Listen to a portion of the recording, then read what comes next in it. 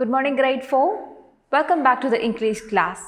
So in the previous class, we saw a few exercises from the chapter, The Youngest Prince. Today we will see the rest of the exercise. So the next is the grammar section, and this is about prepositions.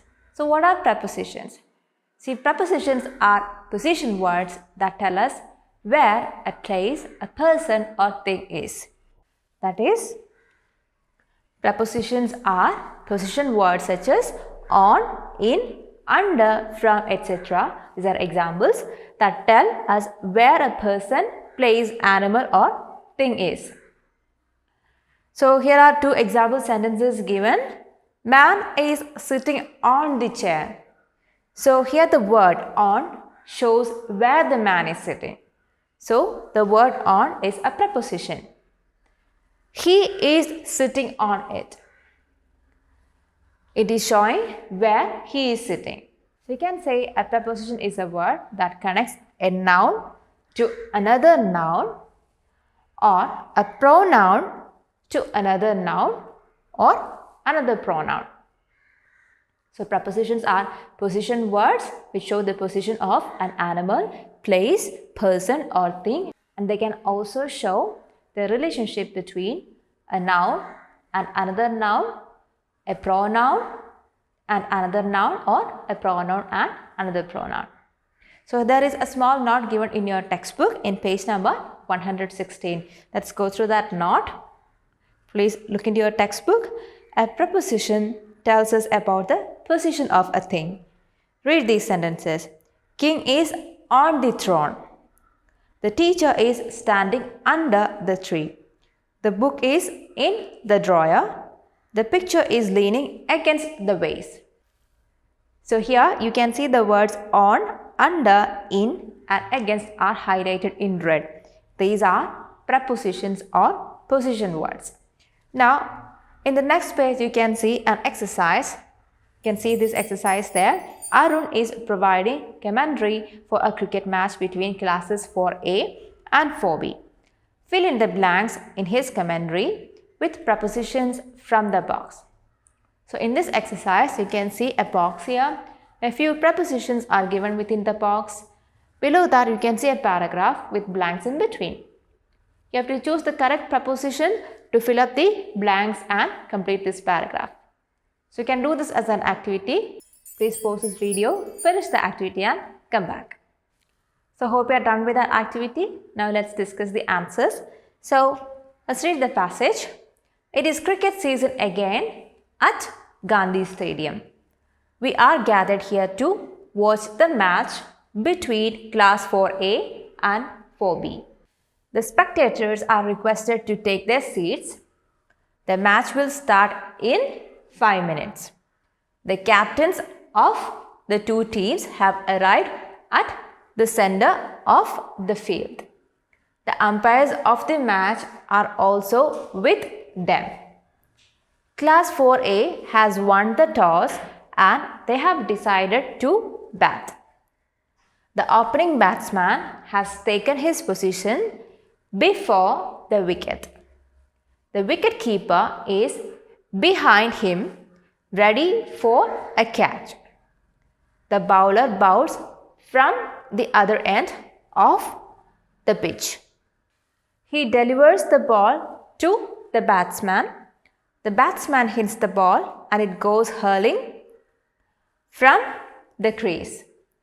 At the next ball, the batsman hits it for a 6.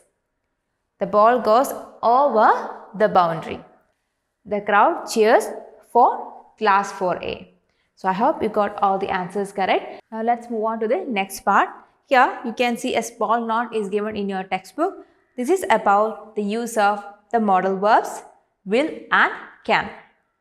So the word will is usually used to talk about the future and to make predictions, to make decisions, promises, offers, requests and also threats.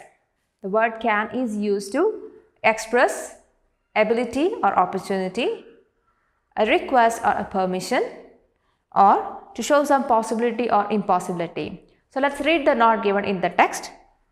A good education will make him a good person. So here in this sentence, will is used to make a prediction. We will arrange for your departure. So this is a sentence where will is used to express a willingness. I will divide the kingdom between my brothers. And here will is used to express a decision, to express a spontaneous decision. Can I stay with you for a few days? Here the word can is used to make a request. Can I buy a coloring book, mother? So here can is used as a word to express or a word to ask permission. I can prove my innocence. So here can is used to show an ability. So the words will and can modify the mood of the main verb. Now, keeping these in mind, let's do the next exercise. You can see this exercise in the next page. Read these sentences, tick the correct option in the bracket to show how the words in bold have been used in each sentence. So let's go through each question one by one. The first one, there will be no rain today.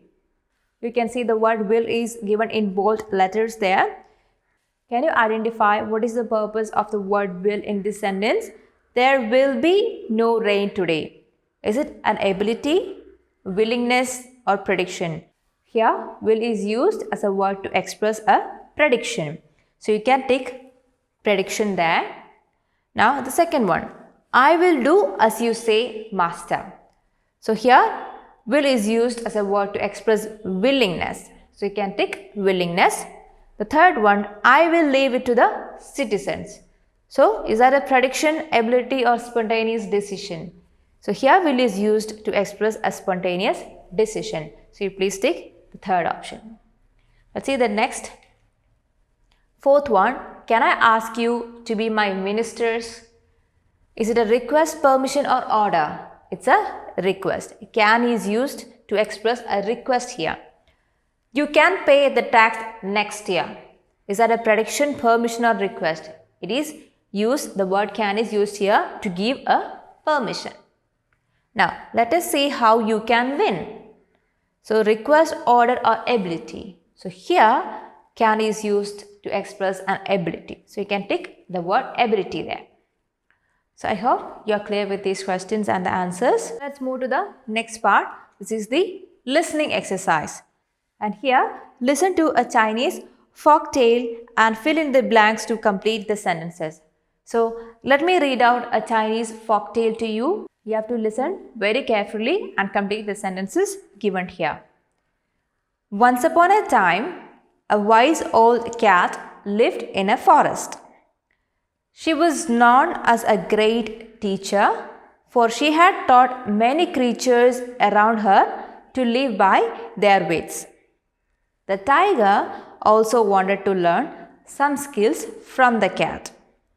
However, the cat did not trust the tiger and hence refused to teach him. She feared that the tiger will eat her. But the tiger insisted on learning tricks from her. Once the tiger had learned everything, he turned against his master.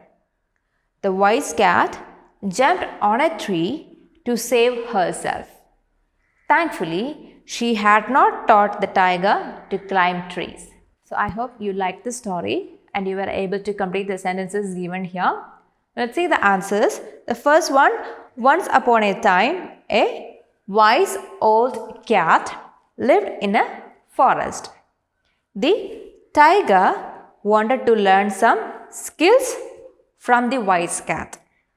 The cat did not trust the tiger at all. She feared that the tiger will eat her. Once the tiger learned everything, he turned against his master. The wise old cat jumped onto the tree and saved herself. So I hope you got all the answers correct. Now let's move on to the next part. This is the writing exercise. This is about story writing. Write a short story about a teacher who teaches humility and kindness to his students. So in this page, you can see the instructions to write a short story. So here, what you see is called a flow chart. It is a step-by-step procedure to write the short story. So what is the first step? You have to find a title or name of your story. Then you have to set the characters. Characters means who are the main people in your story. So now that you know the characters, you should know the plot or main idea of the story, which means what is your story about. The next is setting. It means where does your story open?